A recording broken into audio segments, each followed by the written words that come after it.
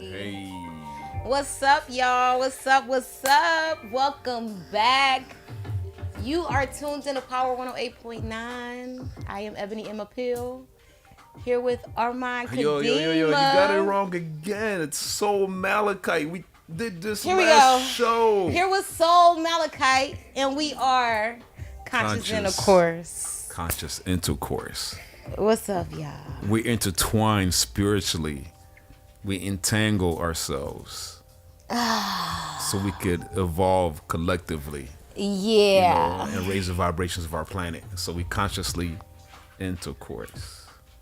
You know, it's all that good stuff. So Malachi, what's going on today? Oh man, we evolving. Yo, did you know that we are literally sitting on a little speck in the midst of this over expansive, we're just a piece of infinite universe. dust. Just can be. I remember when I watched like Horton Hears a Who, and the whole concept of the Whoville being this little speck. You know, I just thought it was some BS. I was like, what they talking about, man? Like, how can somebody be on a speck and have this whole entire like, you know, world with these, you know, interesting big looking egos, people? You know what I'm saying? And, you know, it's like literally, that's what we are. Yeah. Allegedly, according to, you know, astronomers and science, and that's who we are. You know what I'm saying? That we are a little speck in this universe that's continuously expanding, and like there are more grains of sand. But make your speck be known. Literally. Make your speck be known. There are more universes than there are grains of sand. Yeah, that's a lot of universes, right? That is mind-blowing. I know, but not planets, but universes. Then there are grains of sand on the earth. Right. Yo, that's mind-blowing. Yeah. And today is, you know, such a sad day. Unfortunately, we lost the queen of rock and roll, Tina Turner, baby. Like, it's a celebration day, yo. We celebrating her life because she lived an amazing life. But it's still so sad to know that she's no longer with us. So she taught us the greatest lesson in life. What was that? What's love got to do? got to do with it. Hey. Right? That's right. But a secondhand emotion, Secondhand emotion. What? Hey. What? Going home celebration. The great. Rest in peace. Condolences to the family. We love you, Tina. Yeah. Always. Always. Is it condolences when they're old, though?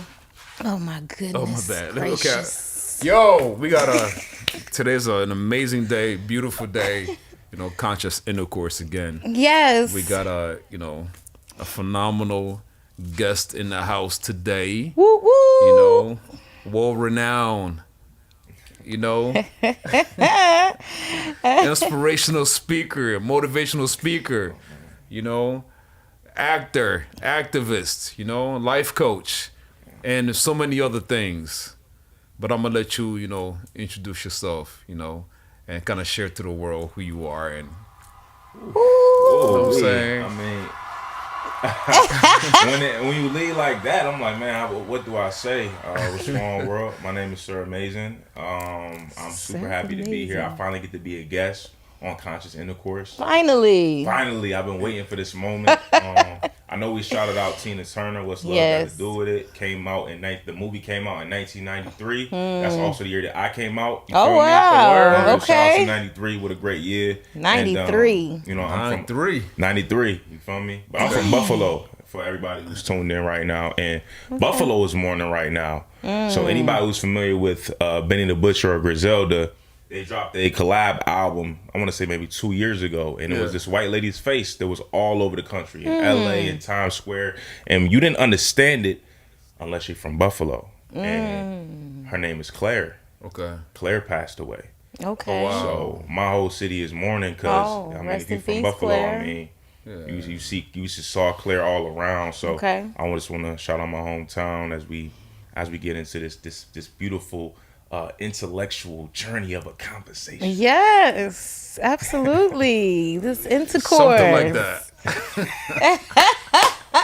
I told somebody his name. She said, "What podcast you going on?" I was like, "Conscious Intercourse." She's like, "Ooh." I'm like, "Listen." I know, right? I'm like, "Listen, we have two brains and we have two heads, okay? We have two heads, okay? Straight up. It's not all about that." It's not about No, it's that. not. That's right. School them. Right. It's a beautiful thing. But man, thank you for sharing.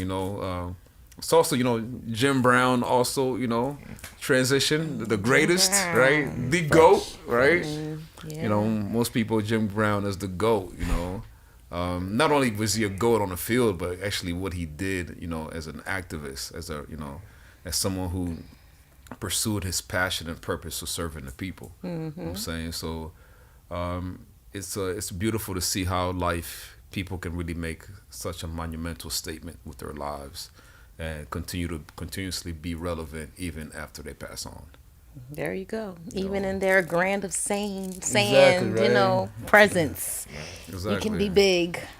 Jim Brown is different. Like for me, when I think about Jim Brown, so on that summit was Ali, Kareem, Bill Russell, Jim Brown in the 60s, right?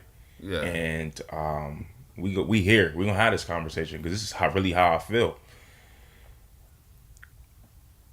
As a black man, I'm an African, but I'm also a black man. I'm not Dr. Umar when it comes to quote unquote interracial relationships. Yes. But I do believe there's a power in not sharing assets when you have a name that's as notable as those names we just mentioned when it comes to marriage. Now, Ali, obviously Muslim, was Muslim. He was married to a black woman. Bill Russell was not. Kareem Abdul-Jabbar is not. Wow. Jim Brown was. Wow. And to me, I just hold that in the highest esteem because people may say, "Oh, back then it was a flex to have a white woman." But you sharing your assets. What's the biggest things that we as a black community lack? Ooh. Assets. So I don't judge anybody. No judgment, Tiger Woods. You do what you do. Yeah. I understand that. However, for me, for me and mine, so I look at the game. No, I can only share assets with somebody who looks like me because I know the power of having those assets. So major shout out to Jim Brown and his family, everything he represents. Like you said, we rushed for like 10 yards to carry or something like that one season. Like, come on, bro. Dude was just unhurt, just unreal, man. Much He was a freak of nature, respect man. for that statement. Yeah. That was very powerful. Very, Very powerful. That's real right there. It's powerful because, I remember one of my favorite Nas tracks. He talks about how he says athletes of today are afraid to make Muhammad Ali statements. You know what I'm saying? So it's like, you literally got to stand for something, right? And Jim Brown was one of those people. Tina Turner was one of those people, you know what I'm saying? I'm assuming Claire, was one of those people, right? It's, it's all about, because typically it's about immortalizing, who you are as a being in your experience, right? Even though we are on a speck in this, expansive universe, it's like, it's a amazing dichotomy to know that you're nothing and at the same time everything. You know what I'm saying? It's like wisdom is knowing that I am nothing, but love is knowing that I'm everything. I like that. Right? Absolutely. That's powerful. That's real right there. Sheesh. I gotta let the world know as you just dropped that gem. Yeah. So he gave me this great intro, right? Had this conversation, right. You ever seen the Matrix? Alley-oop. Have you Of seen course. The Matrix? Of course. Well, this is my Morpheus. Aww. This is my Morpheus. Aww. Like this is the man who 2019 tapped me into audiobooks. 29 we had a super deep convo, like reconnecting type convo late 2018. Yeah. When I was kind of getting into the books a little bit. Yeah. Right. Hey bro, I'm gonna start sending you books to read. Boom, boom, boom. And the book that really just changed my whole perspective forever is Think and Grow Rich, a Black Choice. Like everybody talks about Napoleon Hill. Right. Think and Grow Rich. Napoleon No. Hill. When you Black, you need to read Think and Grow Rich, a Black Choice. You need to read about Wally Amos, Oprah. Read about all these different people. Mind you, I'm leaving a bunch of names out. Yeah. Read about Man, all these Mary people. Bethune. Come on. Bethune, like the whole storyline, Yes. right? To like actually have an understanding of the imagery of, okay, I really don't have an excuse to be lazy in my modern time, because look what they did. That's right. With what they had.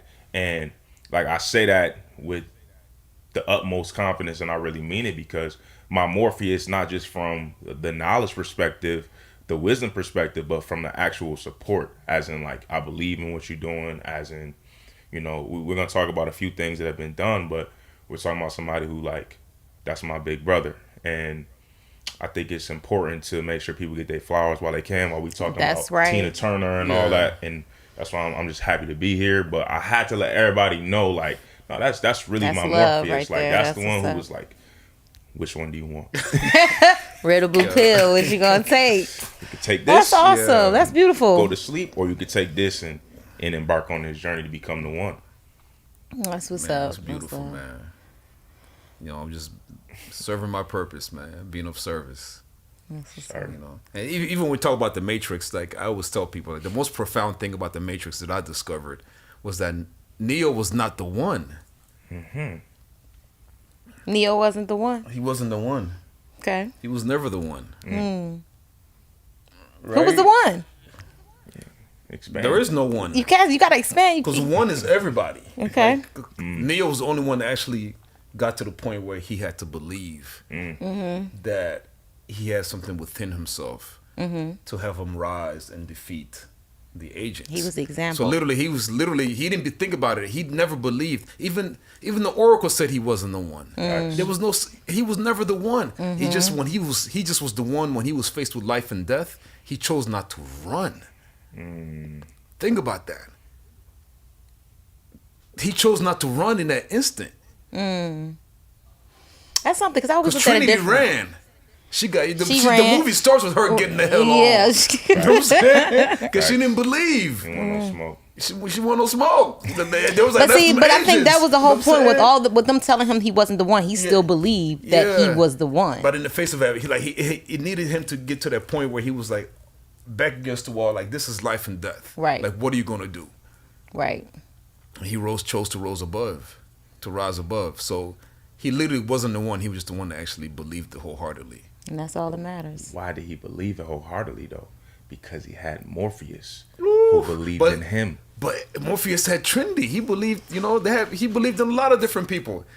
Morpheus just always knew that somebody's going to get this message. Morpheus just knew that he needed somebody. He couldn't even do it himself. Right. But he just knew that if I could just find a true believer, someone that was just like so naive, just so like, it's someone that could plant that seed where they've not been as corrupted by the world. Because I think it's about fear. I think a lot of us are over corrupted with fear. So it's to find the person that's the least corrupted from fear, because that person then has less to overcome, because in their naiveness, in their Noviceness, something like Well, be one of them naive. words. You know Yeah. what I mean? Exactly. Yeah, exactly. I know You know what what you I'm mean. saying? So we'll figure out what that word is. Yeah. Okay. Right. Got But it. yeah, so that was just interesting, interesting point you bring that up. Yeah. Yeah. And you got a lot. You speak on a lot of things. You have a not a podcast, but you have a Whatever that thing you have. whatever that thing you have. So tell us. Yeah, Tell us. that's it. Tell us more about what you got going on. Come on, let us fill us in. Okay, so boom. Yeah. So, have you ever seen a dog owner and a dog walking down the street? Of course. All the time. Who's walking who? Who's walking who? Right? Well, that's funny because That's an interesting point. my dog typically walks me because he tells me where he wants. He like leads me, so I'm just there so he won't go off. But yes, he walks me. Wow. Two people walking down the street. Only one person is dictating the pace. Who's walking who? Okay. Okay. When I was in undergrad, me and one of my good friends, we used to drive around the town. We see people walking their dogs. We scream, go, "Hey, who's walking who?" Did you really do that? Absolutely. Crazy. Okay, right? Absolutely Yeah. crazy. Without question. But All the right. point, the whole premise of, so it's been an IG live and I'm turning into a podcast. So it's been Okay. recorded as a podcast. But the whole point is who's walking who. We talk about this conversation. So having people from all different type of industries, from real estate to multimillionaire business owners from all over, actors, actresses, all type of backgrounds. We talk about what you do from a business side, but then we also tap into your values, because your values that you keep in all your relationships are connected to the values you have in your romantic relationship. And ultimately, in every relationship we have, who's walking who? And ultimately, we're all walking with God, whether we know that we walk in ourselves or we're understanding that He always has a plan. So that's really what Who's Walking Who is about. Okay, who's walking who? Yeah, I love the premise of that. That is so That is deep. thought provoking. It is. Yeah. So as far as relationships goes, and who's walking who? Uh-oh. Let's get Yeah, into it. let's R get word. into it. Let's get to it. Yeah, bring out Who's the R walking word. who? So Starting to sweat. don't sweat it. The R word. Because in relationships, there's always particular roles that are supposed to be played, right? And you got your masculine and your feminine, So I don't know if I necessarily like the who's walking who, because walking somebody means, to me, I hear leash, I hear control, I hear all of that. So in a relationship where you coexist, who's walking who, M.A.? Well, let me tell you something. I definitely don't get walked. Oh, You're not getting walked I'm on. not getting walked. okay. I'm not on the leash. Okay. I pull the leash. Oh. We have roles. I think relationships all have their own identity between those two humans. Because Okay. you talk about the balance between masculine and feminine. There are situations that we have a baseline that we can play Yes. off of, whether people want to acknowledge or not, right? Right. Whether you want to talk about, you want to go deep, hard into the Bible, it's a baseline that we all can build off of, right? But ultimately, that, and I'm going to say it this way because I'm in support of families, not trying to be offensive, but I am in support of families. And there's only one way to create a family. It requires a man and a woman. So in that dynamic between that man and that woman, that relationship is going to be defined off those two individuals. Right. And I don't think it's one size fits all in those situations, because there are certain cases where things can shift. Life is Correct. life. Enjoy he the friend who That's died for right. me. So there's that. But for me personally, I am definitely not on the leash. I don't think anyone should be on a leash. Some people like to be on a leash. Well, This is true. Intercourse. This is conscious intercourse. Some Okay. people like to be on a leash. Okay. Some people want to be on a leash. okay. Gotta reel them in. Smelling other If dogs. you're out there and you like to be on a leash, and we ain't talking about fantasy, foreplay, none of that, but if you like to be on a leash, please call in. I want to hear from you, because I don't know anyone who would voluntarily be on a leash. But it's also, the leash is also conditioning, right? So if you look at it from a different perspective, right? Because for me, a leash is that thing or notion or perspective or ideology that has been supplanted within you that keeps you walking a certain type of way.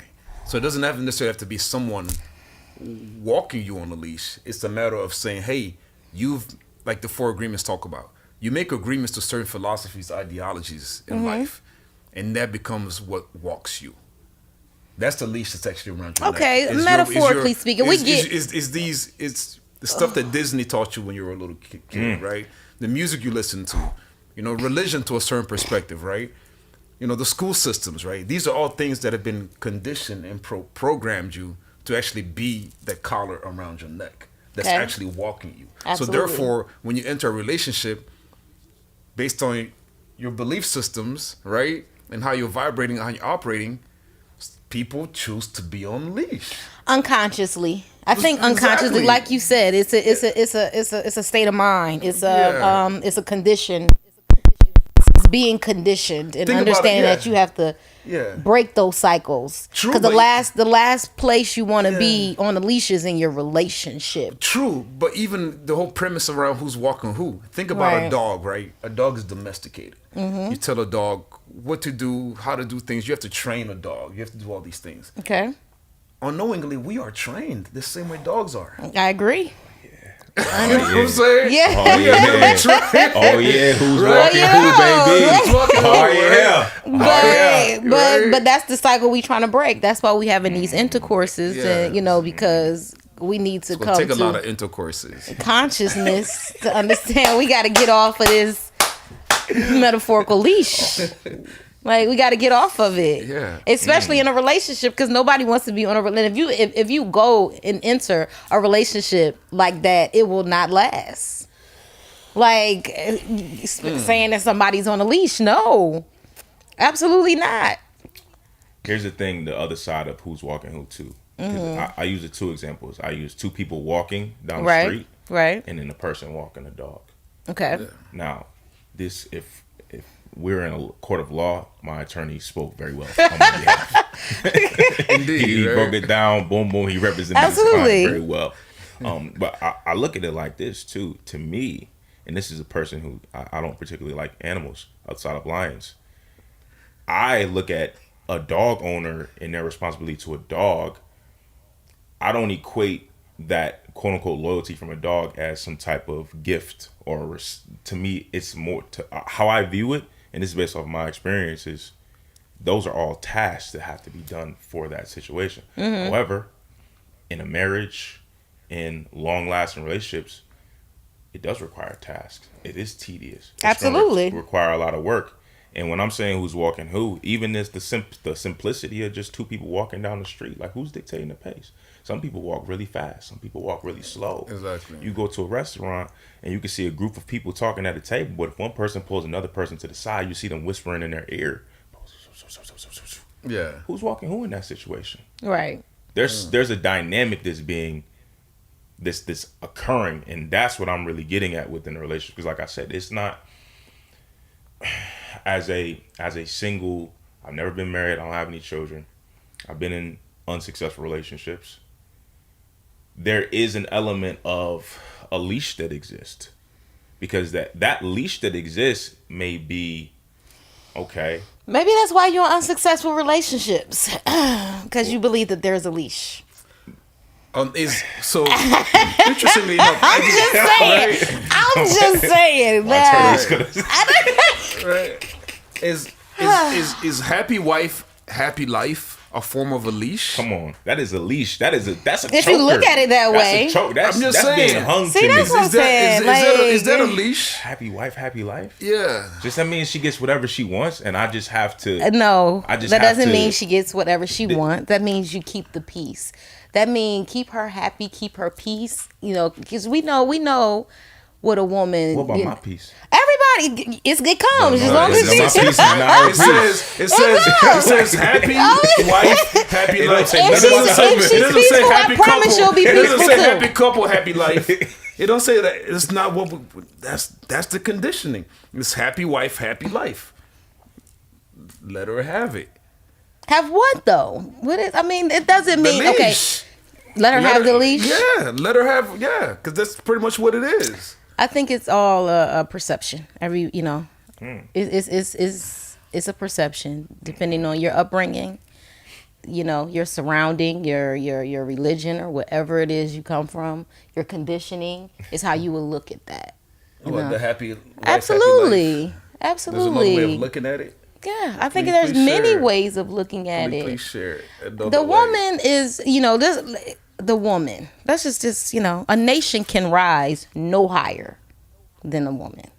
Okay? Explain. The original mother, the first nurturer Yes, is the woman. indeed. A child's first teacher is the woman, right? Yeah. You protect the woman, you keep the woman sacred and safe, you protect the nation. 100%. That is what it's really simple. These are the first teachers. You keep her healthy, you keep her good, you keep her mentally sane, you keep her right. Let her raise a nation. You're good. It's all on how you treat the woman. And the Correct. woman represents, like you see the black woman right now, right? They say, the black woman is just in a bad state. And so, why? Why is that? Why is that? Because my personal perspective is, we only speaking from the American experience. Yeah. There was a dynamic that happened in the 70s that attacked the black community Mm-hmm. specifically. We talking about Vietnam. We're talking about so many times where women had, for lack of better terms, in this situation, had to put on the pants. Mm-hmm. And when they had to put on the pants and they looking at you as a man, you can't provide. And I learned how to protect us on our own. Why should I listen to you? Mm-hmm. And there's a lot of different programs that were literally bled into our communities to people who probably needed the most nurturing as a family unit, that stripped the man of everything. And I think we're now in the aftermath of the misunderstanding of, that's why I said relationships you have to have your own dynamic within your relationship, but there has to be some type of roles. But it's not a misunderstanding. It's an agenda. That was the whole agenda. You break the black family down. You break the woman down. You take the man out the household. That's it. But let me ask you this, because you said break the woman down. My interpretation is it's actually breaking the man down, because that sets off that knocks off Right, the by whole taking the man out. But you break the woman. Go ahead. Yeah. No, go I was ahead. gonna say, because I was going back to the Willow Lynch syndrome. Yes. The Willow Lynch letter. What did they do to create the sense of perpetuation of a slave for essentially eternity? Take the right? black man out the household. No, they didn't take him out of the They household. buck him or they cuck them. No, They y'all remember- emasculated him. No, y'all don't know about the whole thing where they would They tie did all that. every limb to a horse. Oh, and go The separate four- ways. Yeah. In front of the family. In front of the family. So yeah. So the mother. So they would take the mother. That's what I meant. The wife. Yeah. Exactly. So they would destroy the black man in front of the black family. Absolutely. So then the woman would then be fearful of. She would raise her son in fear of to not be strong, to not speak up, to not. Yeah. Exactly. Exactly. Right. So it really began with the destruction of the black man. Right, and then it was destruction of the black man, and now it's like, okay, because to them it was about having an allegiance of the black slave, because it was all about how can we create this being that will continuously recreate or bring forth children that will continuously be slaves forever. Absolutely. And it started with Go ahead. weakening the black man.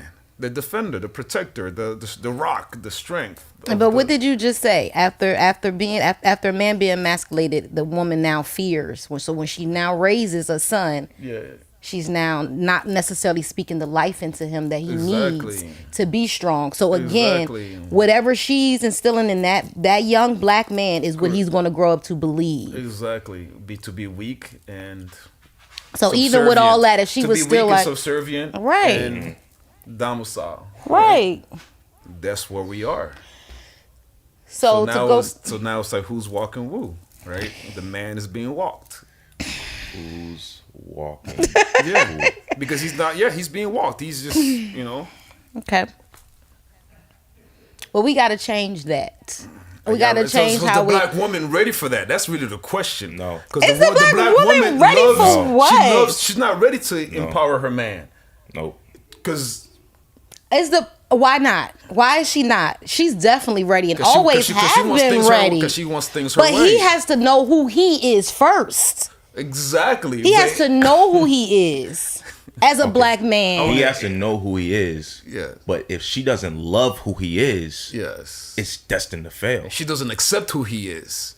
Because you could say, well, he got to know who he is. This is very true. When a man says, and one of my biggest challenges was getting to a place where I was vulnerable enough to say who I was. Right. And I was rejected. Right. So now my ego is huge. So I have to try to mend my ego through this and deal with the fact that I was already going against my own guard of being vulnerable. And I'm just speaking from my experience, and I'm Gucci. But I can only imagine what it's like for the average man, I guess, in a way. So that's the part to me where you ask if the black woman is ready. there are some that had good fathers. That's Indeed. a fact. We see that more often now, but we also see a society that does not embrace the idea of women really holding them down. One of the things I used to ask women, I said, why doesn't any woman want to be Coretta Scott King? Like, Coretta is the reason why we have an MLK Day. Absolutely. Coretta is the reason why, even from a distance, her understanding, like, okay, my husband's task in this life and his 38 years on the planet is actually bigger than just our family. Absolutely. It's across the globe. Like, he's changing, which means she was not a happy wife every night. She was like, she was never a She happy had to wife. sacrifice everything. That's a beautiful thing, right? And then even Michelle, and we using these are like mega examples, right? Right. Yeah. But Michelle has been more open about it within the last year. Speaking Yeah. of her, like, I hated my husband for 10 years.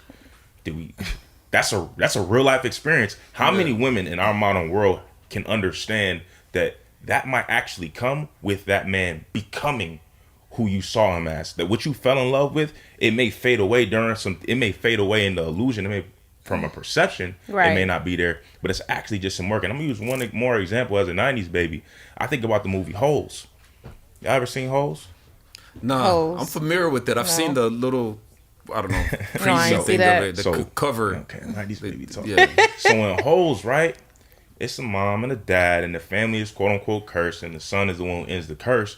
But the dad's idea is removing the smell from stinky shoes. So that whole apartment smells like shoes. Mm-hmm. And that, to me, part of the ideal woman is when he's failing at this task, you can't be like Job's wife and say, curse God and die. You actually got to ride it out with him. If you really love him, that means you admire him. And if you admire him, that means you believe in him the same way his mother did. And what I've come to learn, and this is just in my experience, my few years on the planet so far, it's a very, very minute amount of women who actually understand that that's what a man needs. He needs you to nurture him the way his mother did, but not be his mother. That's, to me, that's the piece where I don't know if black women are ready for that, because we do have way too many options. We in Atlanta. This is Atlanta. It's way too many options. I must agree with you on that. I totally agree. That's why we have conversations such as this. The audience agrees as well. Oh, you in it? Oh yeah, we dropping gems out here. Dropping some conscious intercourse out here. I totally agree with that. We need, but that's why we need to get back, to the drawing table and re-educate our women, the black community. What if we just wore more clothes, prayed more, Yeah. ate a little bit better, understood the value of sitting And down have at the these dinner dialogues table? with each other. Like the black man need to sit down with the black woman and share this, not go and talk to everybody else. Have these conversations with each other. This is what I need from you. This is what, this is how I need you to make me better. We need to have these real conversations and not let ego get in the way. Or like you said, be afraid of rejection, or we got to talk. We got to communicate. My brother had a very valid point about men and wives, right? How we look at them, believe it or not, as our moms. I've been married it'd be 27 years in November. And one of the first characteristics that... Yes, congrats. Y'all doing that fake clap. Get this shit out of here. No, that's real. That's commendable. What do you I mean? appreciate that. But one of the first things about Tasha, that one of the characteristics that I saw qualities of my mom in her, and that was very, outside of her being attractive, you know what I'm saying, I want to smash, won't, but the more I got to know her, like, she had those characteristics of my mom, and that's what I fell in love with. But and at the same time too, like, as a man, you gotta be, you have to be able to take a step back to say, okay, if my queen, right, is advising me of the moves that I should and should not be making, then I gotta listen to that and not be stubborn. Because once again, if I see you like my mom is telling me stuff to make me better, and that's what my wife did for me over the past 27 years. So, very valid point, brother. Awesome. appreciate that. I Thanks, appreciate you Mr. sharing Producer. that. Thanks for I'm coming not in. your producer. I'm not your producer. I just engineered the show. Yeah, that was special. Great point. So yes, absolutely. And I think it's a lack of examples. I think we have a lack of examples out here to show our women. You know, we have a lack of successful relationships to say this is what it should look like. A lot of people didn't grow up in a 2-parent household. You know, the majority of people grew up with just a mother, just a father, and, you know, all kind of circumstances. So they lack the example. So we got to do better. And we got to have that dialogue, you know. Whether we do it on a podcast, take it to the streets or whatever, like these younger girls that you're saying out here naked or, you know, need to be covered. They got to hear it from the men because that's what y'all looking at, though. That's what y'all are glorifying. Social media.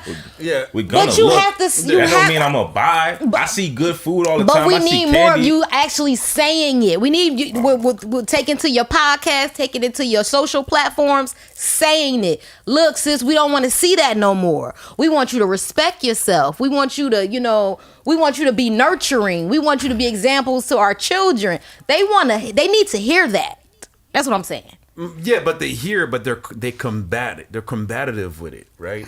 It's like, oh, that's not my problem if a man can't control himself. I want to be. It's hot. I want to be naked outside in the summertime. This is me. This is who I am. I want to do this. You I like do get showing that. like it's like there's this lack of willingness to actually listen, right? To be educated or to be, you know, Corrected. Is it corrected to Enlightened? Enlightened, yeah. Exactly. I like that better. That's a better word. It's a word that I've heard so many times from women when it comes to this particular topic. Empowered. Mm-hmm. Oh, I feel empowered if I show the world my body because come on, man. Are you serious? Like that. My thing is this, right? Everybody was raised differently. We have different perspectives. I am an African man who was raised by a single black mother. As I was being raised by my single black mother and on my family on my side from more American, even growing up, I still looked at them like, what's wrong with y'all? Like, this is not how we operate. So I don't know if it was just in the blood. Our bloodline is strong. I don't know what it is. It was always like, that's. Even to this day, me and my mother would disagree about certain situations. Me and my mother disagree about a topic when it comes to, my mom is like, oh, we used to date. I can still be friends. I'm like, no, you cannot. You cannot be friends with your ex and you got a new relationship. That's what? That's out. That's a heavy no. You crazy? If you want to see what he got going on, then go be with him. You can't be in a new relationship with somebody else and still, to me, that's a tie. That's a leash. Really? Who's walking who? Really? Who's walking who? Y'all don't got no kids. So you should let past relationships go. You shouldn't be friends with exes when you're in a new relationship. My thing with that is, and everybody's not the same. There's a song that I discovered by Donny Hathaway. It's called Jealous Guy. Came out in the 70s. Okay. That song describes my perspective. Okay. I am a jealous guy. Okay. And what I learned too is that God is a jealous God. That's what they taught me when I was reading my Bible. That's what they said. So if you try to say, "Oh, that's an insecurity," I said, "Well, are you telling me the God's insecure?" I've actually argued that to someone before, but But God is masculine, right? This one right here, man. You can't sing a song and he ain't gonna pull it up. Oh man. Thanks, Michael.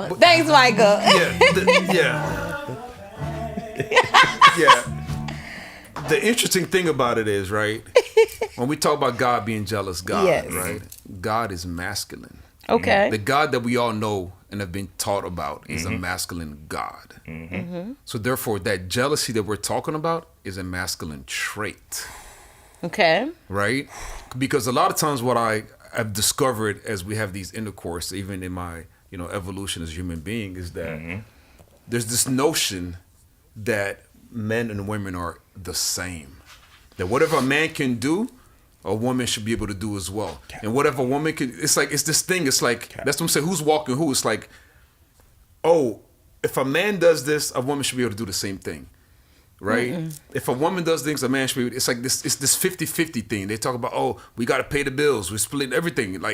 So do you protect when if somebody breaks the door, somebody's going to break in 4 times a week. Are you going to protect 2 days and not protect the other 2 days? Right? Are you going to, that's what I'm saying. Right? When somebody knocks at the door at 4 o'clock in the morning, hey, babe, it's your turn.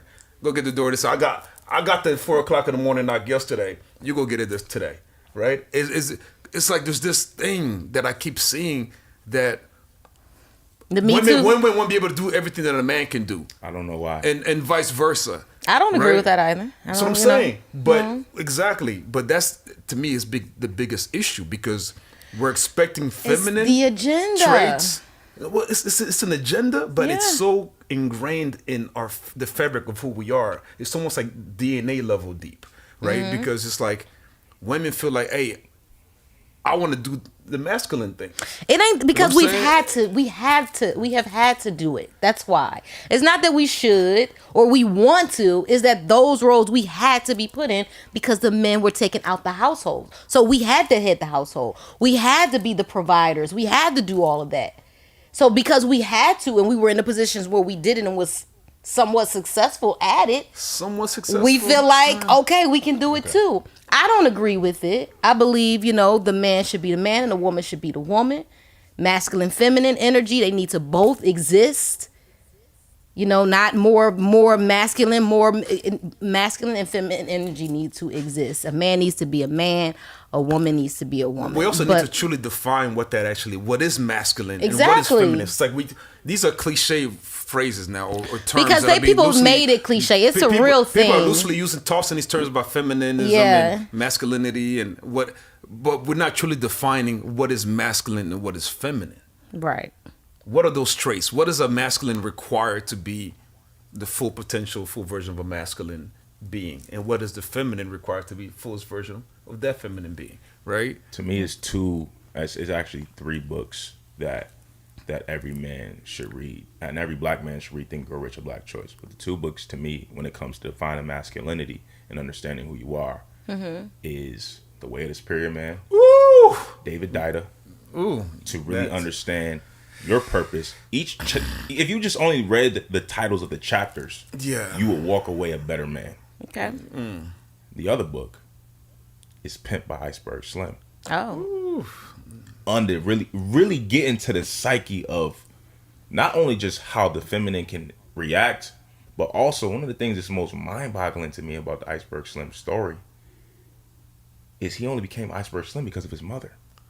Donald Goines. The only reason why he turned into that cold-blooded is because of his mother. He watched how his mother treated men. Okay. He watched how his mother actually lacked love for the men that actually loved him. And that's a conversation that I don't think the black community is really ready to deal with. You're not really ready to sit and understand what's the responsibility of a mother when you do have to step into that role, right? Like, so I was raised by a single mother. So my mother's my hero. I'll forever appreciate her. We don't always have to agree on everything, but she's untouchable. Like, I'm overprotective. There are roles and there are decisions that single mothers make that you can't just live frivolously when you have a boy, when you have a son. Just like a man cannot do the same thing with a daughter. What I can understand is that when you are a son and you watch your mother maneuver a certain type of way, it changes your whole dynamic. Like, he just came and said that's the main qualities he was looking at when he found his wife. Of course, was attraction, boom, boom, boom. But how can you love me like my mother loves me? So that has an impact. That's a conversation that, and this isn't my particular experience, but I've had the conversations from men that I highly respect, who told me there's a set amount of women that don't like to take the accountability that comes from that. Because you mentioned when we had to do this, I'm like, okay, there was a point in time in my life I had to walk on crutches. Okay, Yeah. I'm not doing it no more. I don't need to. Yeah. What do I need to hold on to this? Why am I holding on to this idea? It's like, Yeah. I just started rereading 7 Habits of Highly Effective People by Stephen Covey. Yeah. I guess a lot of us need to be put in more situations where we have that paradigm shift. Correct. Seek to understand, to be understood. So when we have a paradigm shift, it's like, oh wow. And he used 2 examples in the book because that's where I left off, and I've reached that point where he was like, when you're reading this, you need to make sure that you read it so they can be taught to somebody else, so you really take away from it. And he shared 2 stories. He shared the story of his daughter at her birthday, and all her friends got her gifts, and they want to play with the gifts they got her. She's like, no. And he's like, what do you mean? You're being selfish. They got to play. There's all these gifts you're going to share. He's Yeah. like, I had to sit back and look back and say, oh my goodness. somebody has to have possession of something before they can give it. And he had that conversation. It was a paradigm shift because he had to look back because you would think, oh yeah, y'all both are parents, so you'd be like, hey, no, they supposed to share. But the reality of it is, all she wanted to do is like, can I play with my toy before I share it with somebody, so that I can know what it's like to play with it, because it was a gift to me. And that's a way we can understand somebody else's perspective. And he shared another story. He was on the train, and it's a father that gets on the train. 3 kids are just obnoxious on the train. Yeah. And everybody wants these kids to shut up. So he goes up, he said, hey man, you know, what's going on with your kids? He's like, you know what? I probably should tell them to be quiet, but you know, their mom just passed away, and we just left the hospital, so I guess they're kind of going through it. And he's like, oh my gosh, it's a shift. Because just that piece of information from the perception, I'm looking at it like, yo, get your life together, man. What are you doing? But because I hear that little story, I'm like, oh my gosh, how can I help you? I'm sorry. Right? So I guess when we talking about what's the solution, I think the solution's in the conversation, because that can open some paradigm shifts. But actions always speak louder than words. So we can talk, but what are we actually going to do? You know, one thing I'm happy to hear more people are journaling, more people are meditating, more people are understanding themselves to be better beings in this experience. To me, that's One step at a time. The biggest key. That's it, like you said, that like it takes a communication first. Let's see, like let's start that and see where that takes us. But it has to be communicated first. It has to be understood that a change has to come. And for me, it also comes to the point where we have to learn to love unconditionally, right?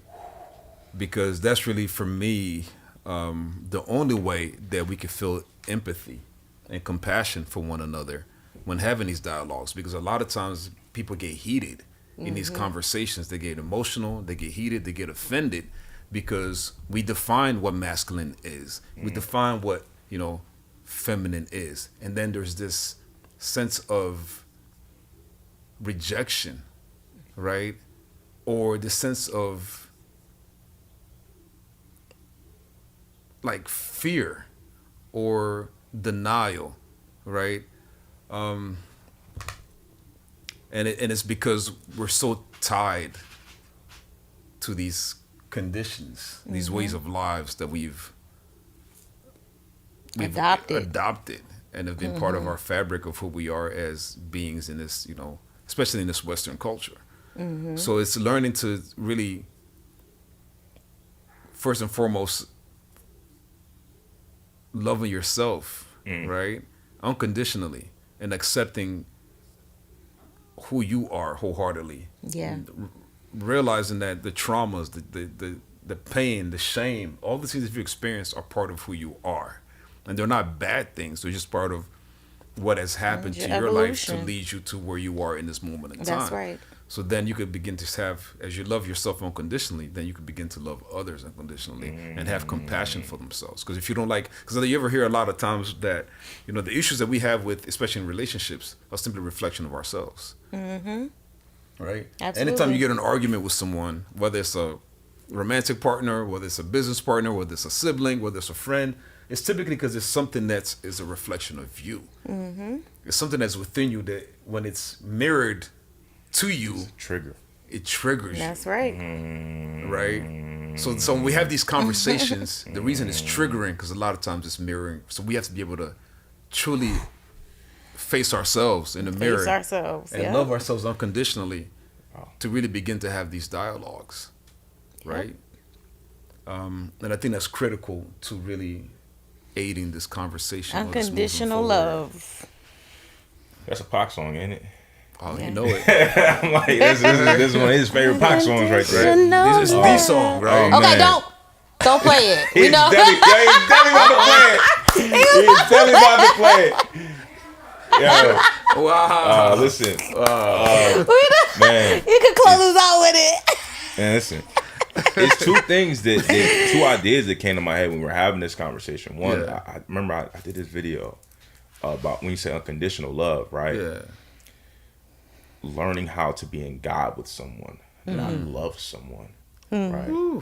because God Is love. is love. Yeah. Yeah. But we still separate love and God. Yeah. But when you really understand what God is, right? God is never going, like, he'll never turn his back on you. You can, It doesn't matter what you do, as long as you're here on this planet, you have a chance to rectify your relationship with God. He's never going to turn, oh no, you don't pray to me. It's not how it works, right? But if we can learn how to, like, be in God with someone, then we can open up that unconditional love. Yeah. And then the other idea, when we talk about masculinity, I think it is dependent upon the individual. Yeah. But to me, I'm going to tell you, y'all going to get happy about what I'm about to say. To me, the perfect representation of masculinity from a sports perspective is Michael Jordan. Uh-oh. Oh no, I'm not gonna argue with you. I Oh know I my said that God. we get excited. Mike will. He might Yes. punch you in the face. He Yeah. might cuss you out. But he was also crying on the floor when he won those championships. That's what you call passion. That's what you call, I'm gonna run through a brick wall. You can't be afraid to run through the brick wall. We gotta run. You gotta run just as hard, if not harder than me, because I'm me and you. Yeah. To me, that's the perfect definition. The other thing I'll do quickly, I hear that music. Yeah. Is I've been watching The Sopranos. I have a love obsession for how the Italian mafia represented masculinity. Oh yeah. I greet you with a hug, kiss, boom. That don't mean I still might peel your muffin cap back, Blue. Don't get it twisted. Look at it twisted. We can come in here. I'm gonna kiss you 3 times. Your I'm muffin gonna cap pull you- back. Don't Yeah. cross me now. Yeah. You know That's what I mean? right, though. But come here. Okay, look, we can sit. We can argue. You can Yeah. cuss me out. Cuss me. F you. All right, come here. Give me a hug. Mwah. Yeah. I love you. To me, that's a healthy practice of masculinity. That's Yeah. right. Deep conversation. Deep, and Yeah, very profound. very, you know, very much so. full of wisdom, full of And we can go on and on with this because Yeah. there's so much to touch on. So Yeah. much. So tell us a bit more about you, what you have going on, like any projects, what do you want to share with the world? What are you, what's going on in your world? Yeah. Before we, Copy that. Appreciate it. Projects, what's going on right now. So first time I ever really looked at a script, right? And we entered in this international horror film contest. We had 72 hours to come up with a script, come up with a crew, shoot, post-production. In 72 hours, we had a 34-person crew. We shot for 14 to 16 hours. And this film was submitted in a contest that had 70 films across the globe. Okay. We won 6 different awards for that film. Awesome. Wow. Congrats. Yeah, thank you. Nah, first time ever doing anything like that. First time I ever stepped in front of camera and actually memorized a script. Okay. So just to be a part of that was special. So stay tuned for When Bitten is going to be released. We just When received Bitten. the awards. Okay. And then from there as well, I just actually executive produced a comedy. It's a short film. It's Okay. a comedy about an alternate reality where we no longer have to eat food. Everything we need nutrient-wise comes in a pill. However, on the black market, chicken sandwiches. So shout out to Scoville and Buckhead for the chicken. right, okay. Twinkies, right? Yeah. It's healthy snack. Guy has a date, and at this time, this is alternate reality. But in 30 years, nobody's had to go to the bathroom because we have pills. Oh, but wow. he eats food on his date, and I can't even say what the name of the film is on the airways. Okay. But y'all know what that S, it starts with S, ends with a T, Okay. rhymes with it. Right. Got you. It's cool. Okay. So, All right, nice. Yeah. Well, people, I'm sure listening in, they would want to follow up with that. So let us know where we could find you. oh, man. Because we want to watch. I want to watch that film. Yeah, Where do I see the films at? How do we connect with you? we just, you can find me on Instagram at Sir Amazing, but it's spelled the right way, not the wrong way. So it's AIMEZING. You can DM me to get the info on that. Right now, as a team, we're still working on everything because it was like there's a certain things we had to do as far as the contest goes. As far as Bitten. So Okay. there will be a premiere that we'll be doing for that. We'll do another premiere for the other film as well. IG is really the best way to contact me. That's what's up. Awesome. Sir, amazing. Amazing. Thank you so much Thank for you for the joining passion. our Conscious Intercourse. Yeah. Yes, and sharing your wisdom and insight. We appreciate you, and hopefully we have you back on here. Got you. Absolutely. Unconditional love, y'all. Y'all heard it. That's what it takes. See y'all next time. Conscious Intercourse. Until next time. Ah!